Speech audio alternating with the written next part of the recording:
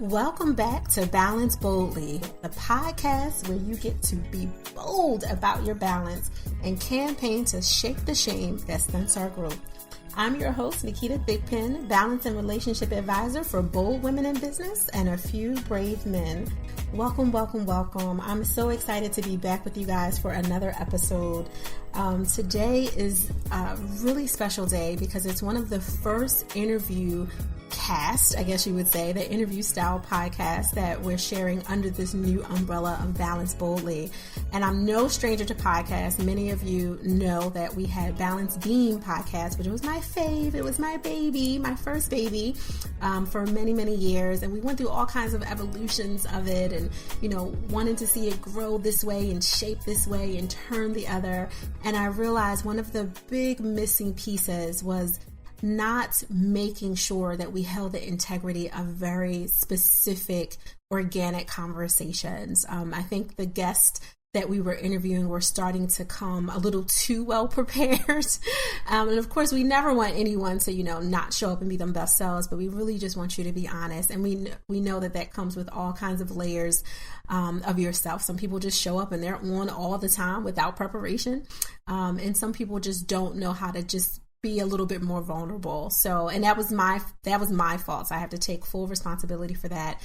Is that the Balance Beam podcast was becoming way too business and not enough balance in terms of what was really happening so people could be successful in their business, in their professional lives, in their relationships. And I promised to be very focused and to do a much better job with this time around. And part of that comes from forming really healthy, strong relationships with people, even the new people that we haven't really had an opportunity to get to know as well before we interview them because they came highly recommended or I was professionally stalking them, whatever it was.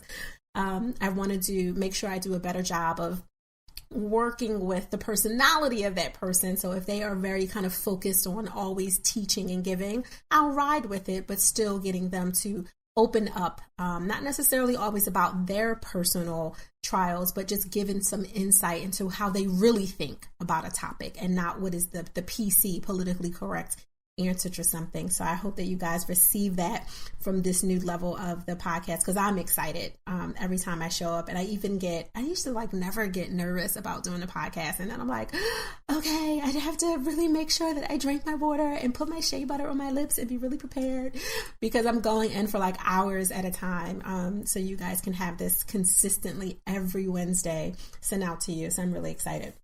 So today, speaking of relationships, right? Because this season is all about commitment challenges and all those things that add and subtract from our follow through. And part of it are those relationship traps that we have with the people in our life and making sure that we develop strong, healthy relationships with people that you don't feel like you need to hide your truth with. And that is really important, and I mean that professionally and personally.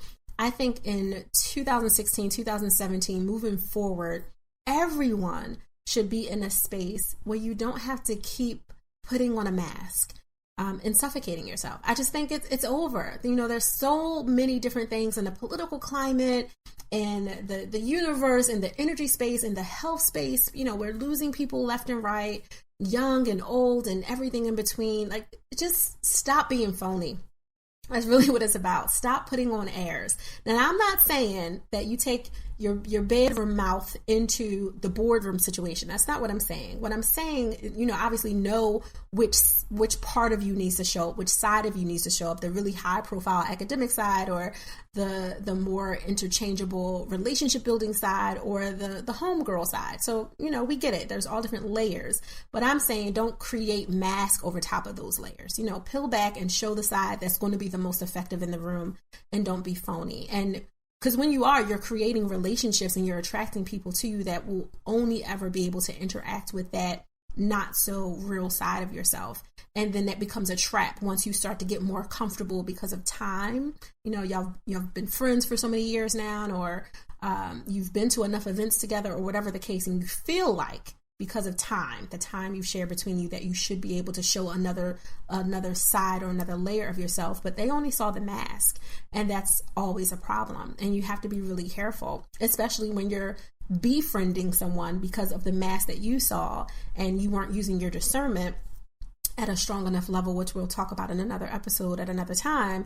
But it just wasn't high enough for you to see that that wasn't a layer. That just wasn't a side of them that needed to be the most effective in the room that you were seeing. That was a mask covering who they really were. Because when that happens, there's all kinds of things that come out of that, mistrust and frustration and guilt and regrettable situations that can really tamper not only that relationship, but it becomes toxic for your future relationships.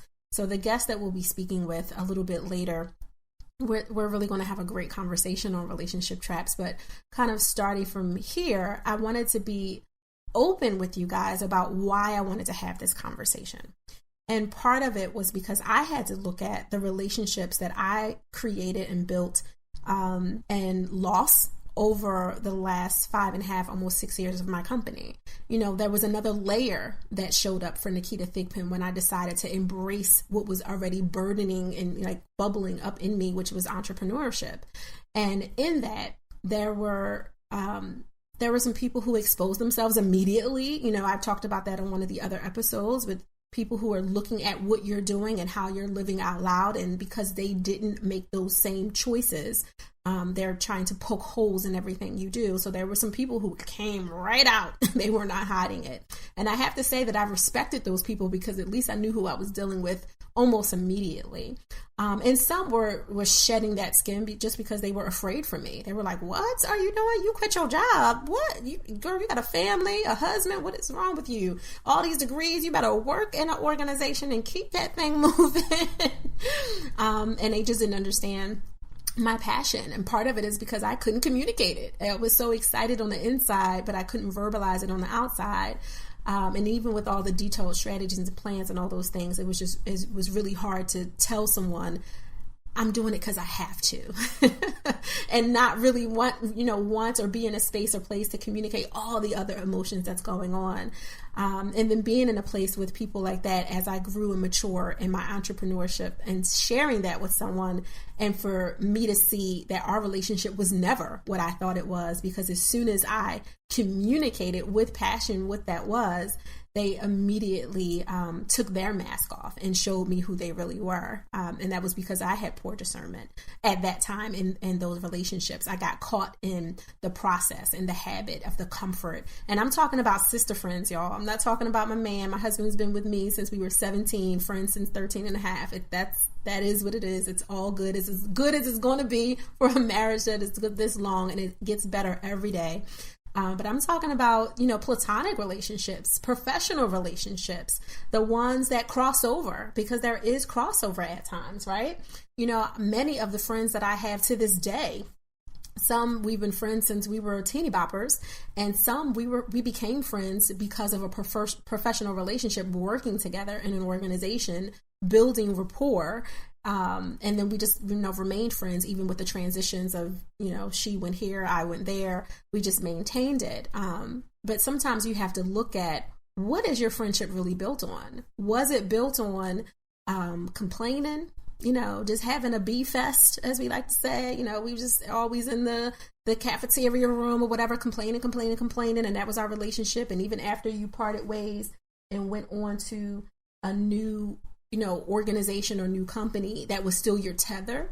Was it because of the type of work that you did, that was the bond, and whatever the pluses and minuses were that you shared, that's really what it was about? And now that you've moved on from that work, completely different industry, or different passion, and that you've embraced a different passion, people feel like maybe you don't have anything left to connect with, for whatever their reason is. May not be envy at all. It may just be because you don't have anything left with. The time has passed. What does Maya Angelou say? Seasons, reasons, and lifetime. So really respecting where that is, but also recognizing when you're creating a trap because of your past baggage. So the next expert, the guest expert that we're going to be speaking with in a little bit, coming up right next, we're really going to dig down on what that looks like when we're bringing that baggage in, because it's important to recognize it so we cannot keep repeating the same mistakes. It's so important for us to do that, because obviously those regrettable situations that we had when we didn't catch something in time, our discernment wasn't high enough. We let someone in and said, I am not 17. How did that happen to me? How did I let this person get this close? Or that happen? Or the fact that I'm up here pissed off, frustrated, can't wait to get him or her on the phone so I can tell them a piece of my mind. Meanwhile, they're not thinking about you. You think about them. They ain't thinking about you. You done messed up your whole day, spent 2 hours talking to your spouse about it, or your other girlfriend or your cousin or whoever you felt like you could trust enough to share it. Meanwhile, they have moved on. They didn't spew their toxic and moved on, and it's splattered all over you. And now because of that, you've taken that on as a layer of ookie gookie stuff, that shame that I'm always talking about. And now you've built up this hardened, calcified wall as you move forward into other potential great opportunities to build new relationships. And now we're all shaded. And it's just not a good thing. So I'll leave you with that as we get ready to move forward and introduce our next guest. Whoop, whoop. Balance Boldly is brought to you by All About Leverage, a company that integrates LinkedIn and social selling innovation to build power networks, open more doors, and maximize client acquisition.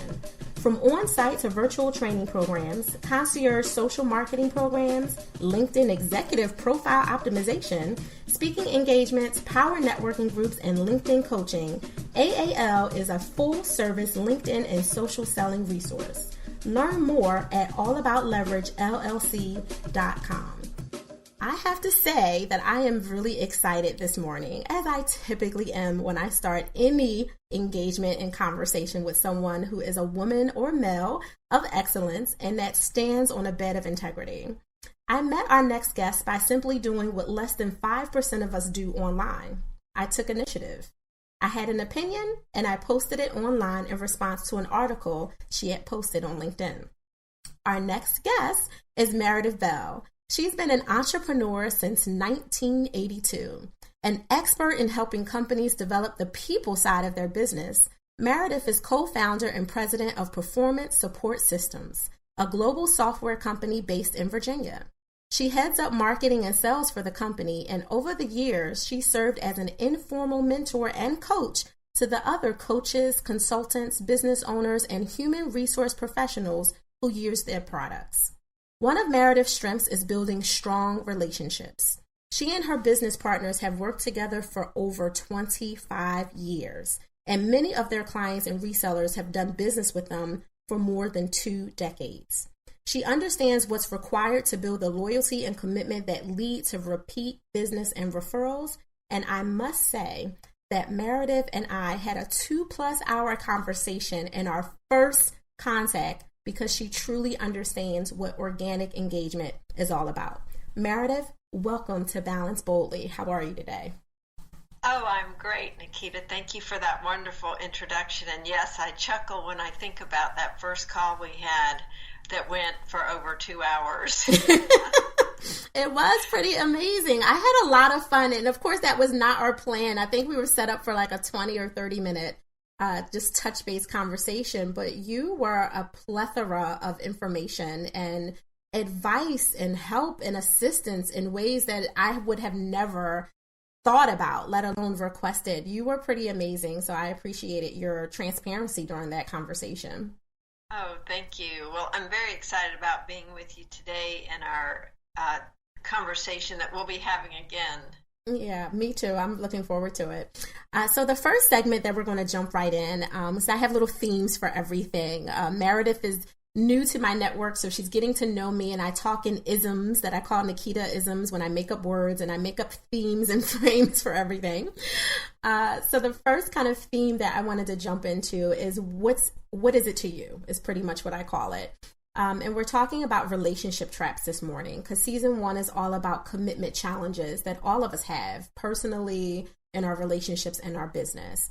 And relationship traps for me are those things that we unintentionally create because of bad situations that we had in our past. And there's some guilt and mistrust, maybe anger and even frustration that's coming from those bad experiences that we tend to roll over into those new potential relationships. And I'll pick on myself for a second before I ask you, Meredith, to jump in. I know for me, being in business for over 5 years, I've definitely been the ripped, bunny rabbit running through a forest of wolves. And they've seen me as a newbie. They saw me as prey. They smelled the blood coming and they took advantage of it. You're going into new environments to network or to meet people you admire or inspire to be like. And all they see is a dollar sign over your head. Is how can they get business out of you, or how can they jump into your pocket of network with no intention of truly helping you? And I had to find out the hard way, being a newbie, not having a coach like you, not having an advisor on my side at the time, and not having the systems like the systems that you provide now through your current company under Performance Support Systems. Not having any of that, I got taken advantage of. So what it did is it made me produce a little bit of a layer, some would say a thicker skin, right? And it's not necessarily a bad thing to have a thicker skin, but sometimes I found myself creating kind of a cemented layer of not letting potentially quality people get close to me because of the bad experiences that I had. And I know you've seen that with your clients, both corporately and the more personal business clients that you've served. And I'm sure you've experienced it on some level. So I'm curious on your take on these relationship traps that we create and how we could avoid making them. Well, I think a core element for me is that relationships have to be built on trust and respect. And so some of the traps that I think people fall into are when trust is broken in one relationship. It's not a good thing to generalize that and then be hesitant about trusting someone in a new relationship, because that person is not the same as the one where they may have experienced that prior issue. So I think keeping an open mind is so critical, and monitoring the stories that we tell ourselves, because that really shapes what we see as reality. So if, let's just say, the first time you and I spoke, if I had been hesitant about talking to you because of some bad experience I had had with someone else, it wouldn't have been fair to you to bring my prior pain and negative experience with that other person into my interactions with you, because they don't apply. They're not real. And yet, too often, we have told ourselves certain stories because of how we interpret things, that it prevents us from a willingness to be open and honest with someone else. And I think that's a key element in learning how to avoid bringing baggage along with us or bringing negative feelings, is simply recognizing this is a new situation. What happened in the past doesn't necessarily have any impact or relevance to what I'm going to be going into in this new situation. No, I totally agree with you. And I know one of the earlier lessons that I learned along the way of, doing what felt natural was to build up some defenses, right? To, get a thicker skin. If you get knocked down a few times, you start to learn some defensive moves, on your way back up eventually. But to your point, you have to be really mindful around fighting off people that may be coming into your corner to help you, but you're not giving them an opportunity because you're frantic, you're nervous, you're scared. For some people, there's even a bit of shame that, you're at a certain level in your life or your business. You're over 40, you're over 30, you're over 50, you've, built businesses, you've raised families, you've done all these, really good quality things. And then to let another experience hit you, kind of blindside you. Sometimes there's some questions that you ask of yourself that really inhibit your growth because you're not willing to be honest about those answers. Why did that person get close to you? Why did that situation occur? What could you have done differently? Or is there anything that you could have done differently? And in my case, it was a matter of taking an observatory stance of saying, well, Naketa, part of it is because you were really awesome at this other thing, but this is a new area that you're not familiar with.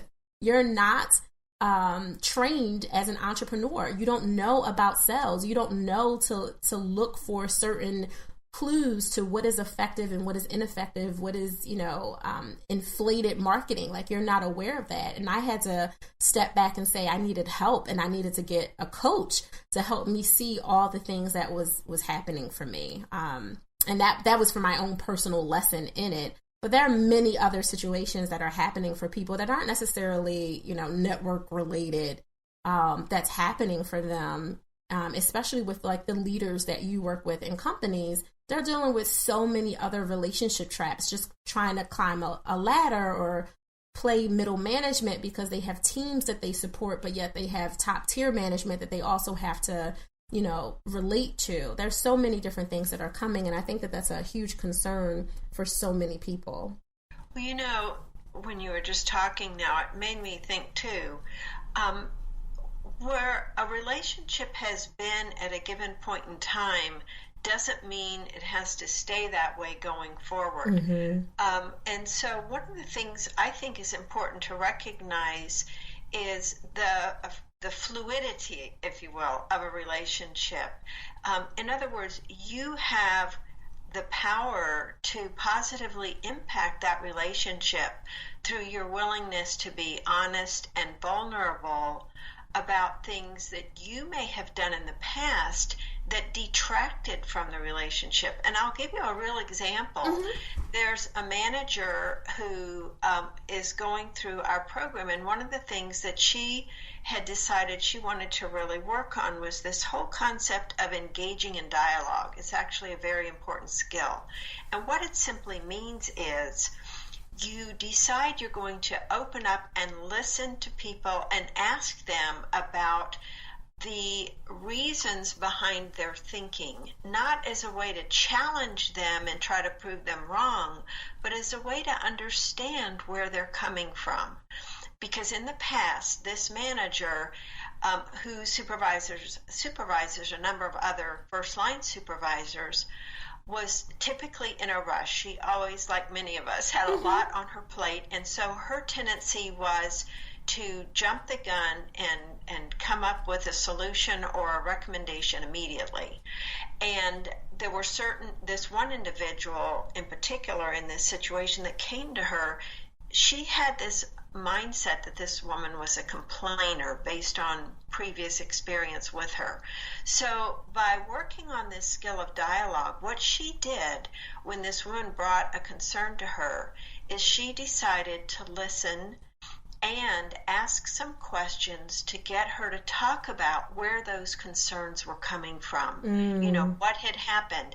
And Naketa, that ended up transforming not just her relationship with that one supervisor, but what it prompted her to do because of what she learned in that conversation by keeping an open mind and acknowledging the validity of what this person was saying.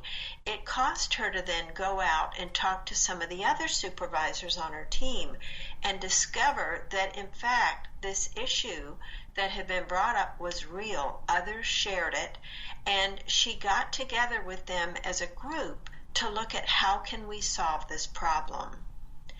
Well, when you are willing to demonstrate that kind of openness and curiosity, and you get your ego out of the way, and you don't take a concern personally, because I think, getting back to your original point about the shame and guilt that we have, sometimes that can prevent us from opening up to the ideas of other people, because we feel like we have to protect ourselves from any potential future hurt or of looking bad to others.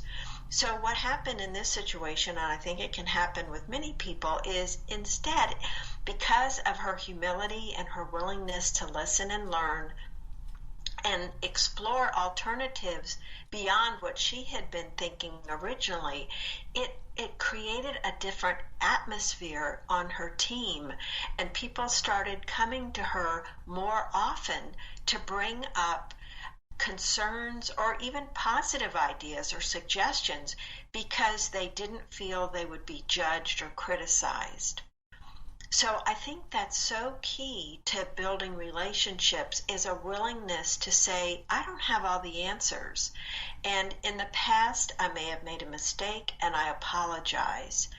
because, the truth is, people have greater respect for someone who's willing to acknowledge when they've been wrong, right, than if they keep digging in their heels and trying to prove that their way is right or their past opinion was right.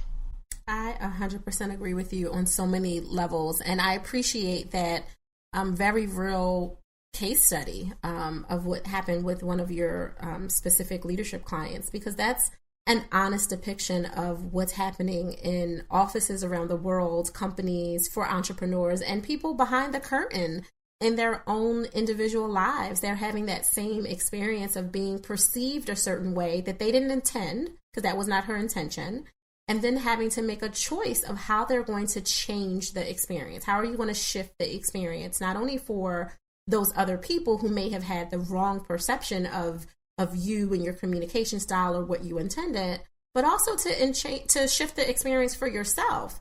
And now she has, and for your example, she has a new relationship dynamic with these people that she works with that she didn't have before. So I'm positive that the way she enters in that building, the way she enters into that next meeting, that engaging experience is very different than what it was 6 months prior to her humbling herself and trying to get a little bit uncomfortable and taking a new approach. So that's an excellent point. Thank you for that.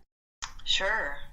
And no matter what position someone has in a company, if you have issues with your own boss, there are ways that you can go in and talk to that person to try to understand their perspective, not in a way to challenge them or put them on the defensive, but, this whole idea of dialogue works up and down. Mm-hmm. So if there's someone that you have concerns about, and by the way, this also applies at home yes. with a spouse or a child, when we slow down and take the time to ask and simply say, I really would like to understand your perspective, because I know we've butted heads on this in the past, and I'd really like to move beyond that so that we can have a positive relationship.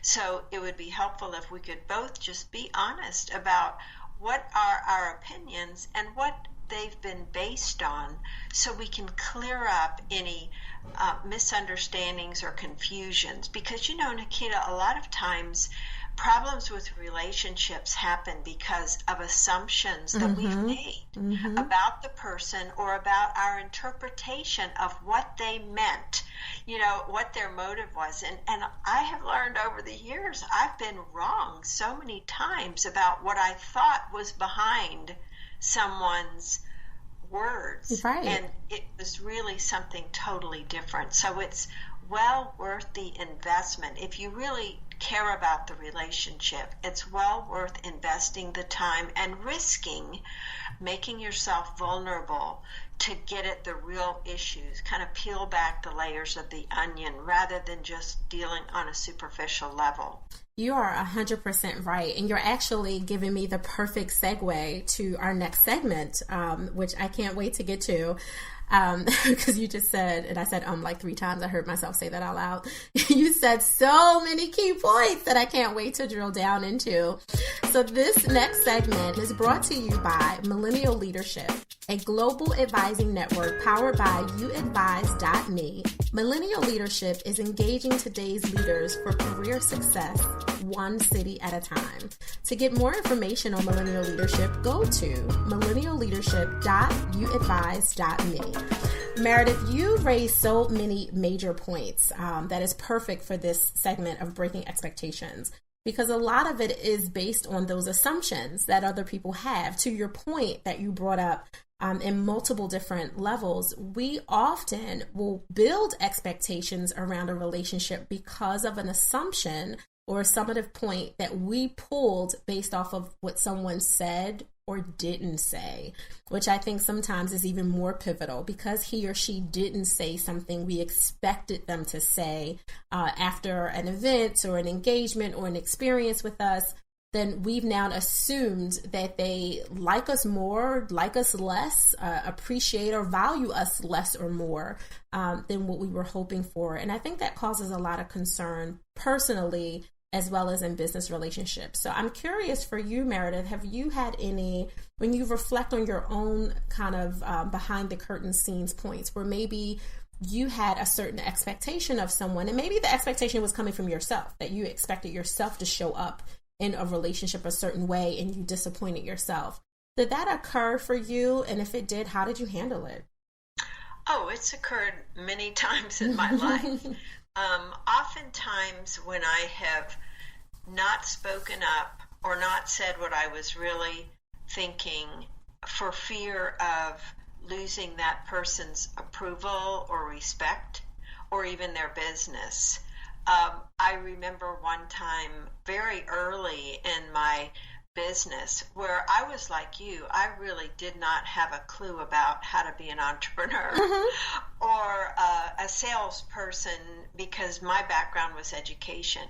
And I was meeting with this prospective client, and the program that I was offering included me doing some training for everybody in their company around the topic of customer service. And I was going to be using some materials from another vendor for that. And so the quote that I had given them was for my time as well as for the materials. And in this particular case, there were the two owners that were sitting with me, and this was a heating and air conditioning company. So they were used to buying, their own products at a wholesale and then marking it up as part of what they provided to their own customers.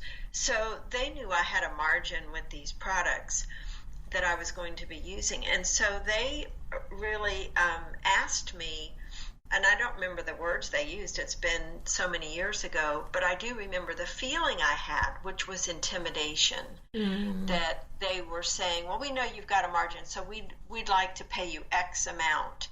And because I really wanted the work at the time, I didn't even, give a whimper back. Right. I just said, well, okay. But I regretted it because I didn't, at the time, recognize or give myself credit for the value that these materials were going to bring and that I was going to bring, and the actual change that I knew I could make with their people. So that was an important learning for me, where I didn't stop and ask questions or even defend the pricing being what it was. I acquiesced to them pushing, and I don't want to say I didn't push back, but I didn't respond in a way that really was standing up for me and what I was bringing to the table. You raised multiple points, and I can relate to that. I know many of the listeners can relate to being in a space of being so grateful, because there's such a conflict in that, right? We're grateful for this opportunity. We know we're in the room and given a chance to do something different, but we also didn't necessarily walk in with all the understanding and clarity of the value that other people saw we had, and they could take advantage of that. And to your point, kind of stopping and being more vigilant and awake of not only where you're at, but what you have. What are you bringing to the table? And you were bringing a lot, and they saw it. They saw that light. They saw that value. They saw the impact that you were going to make probably years before you knew you were even going to make it at that level. And they knew what they were doing. They were, being wolves and taking advantage, because wolves don't know what else to do but to be wolves. So we can't be mad at them for acting within their nature. We just have to make a decision of how we're going to handle it the next time we're in the woods with them. I know that was like such a corny analogy, but hopefully you and the listeners understood where I was going with that. Well, yes. Yeah. And I think, part of it is that's the nature of their own business, trying, people are trying to get them to come down in their price. So for them, it was price. And one of the key learnings for me, and I've continued learning it over the years, is the more you can speak with confidence and certainty about what you have, who you are, and what value you bring, that gets conveyed to the people that you're interacting with. And it isn't a matter of being, aggressive in any way or anything negative. It's simply having the belief in yourself that, yes, who I am, what I have is of value, and taking responsibility for communicating that to the listener so that they understand, what it is you're bringing to the table. Because I take responsibility back then for not having perhaps conveyed adequately to them what this could do for them and why it really was a wise investment and not a cost. Absolutely. Absolutely. And there is a big difference between the cost versus the investment. And I have to string or piggyback on something kind of from an unapologetic pause moment, if you will. You made a statement earlier when you were kind of reflecting on how you look back at how you handled that situation. But now going forward, obviously you would do it differently, right? You have experience on your side, you have grit on your side, you have success on your side. You have some things that maybe you didn't feel you had at that time that positioned you at a different level of kind of taking control of that situation.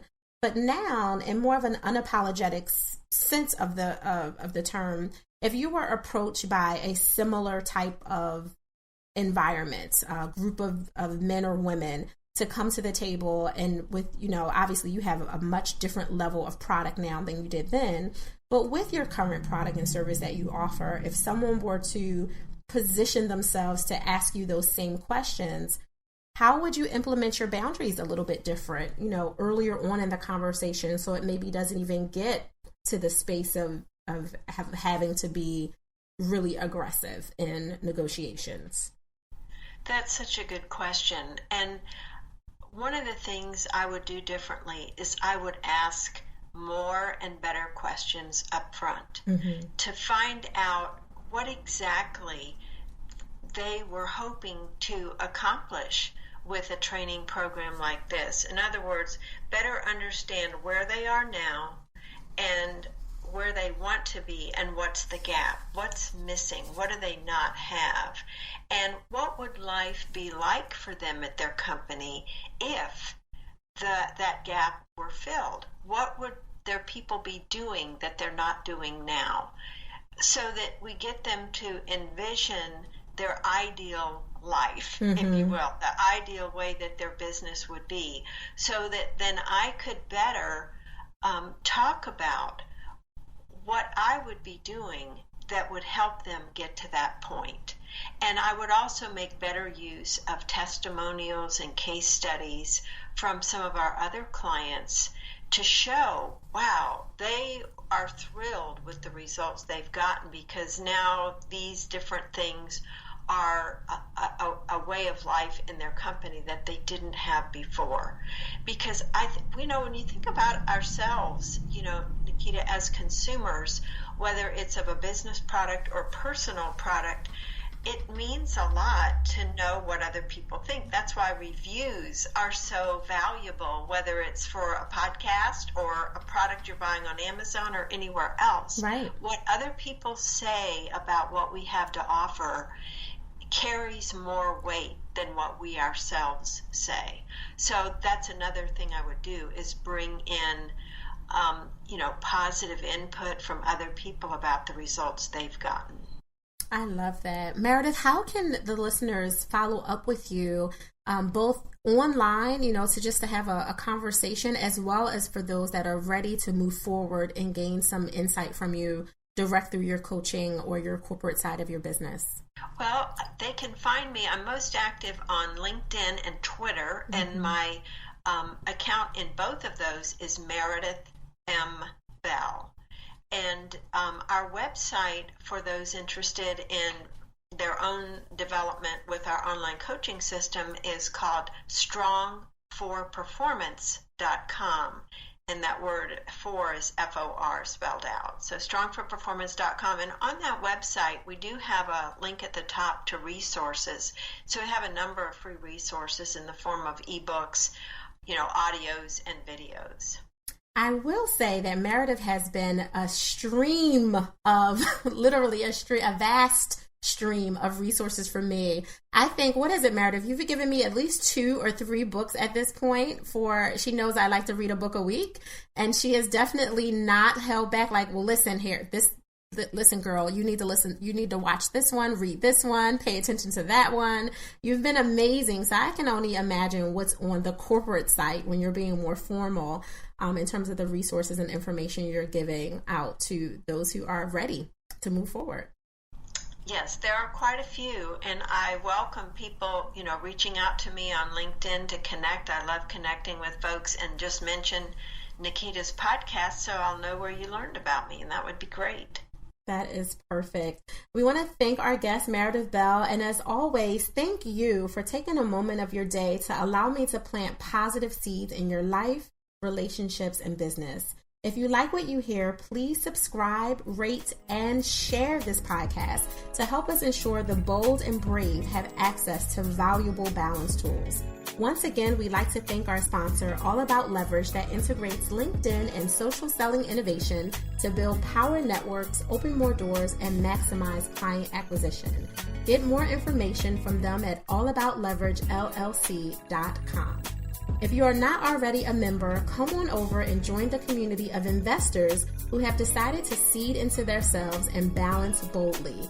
Go to thigpro.com/me time to get access to our private coaching community. For direct links to our Power Partner sponsors and our wonderful guest, Meredith Bell, and additional resources mentioned in this episode, see the show notes below. Until next time, stop and be mindful of these relationship traps that we're talking about that we tend to create. Even the unintentional scars we make cause a lasting mark. With intention, enjoy the balance of your day and do it boldly.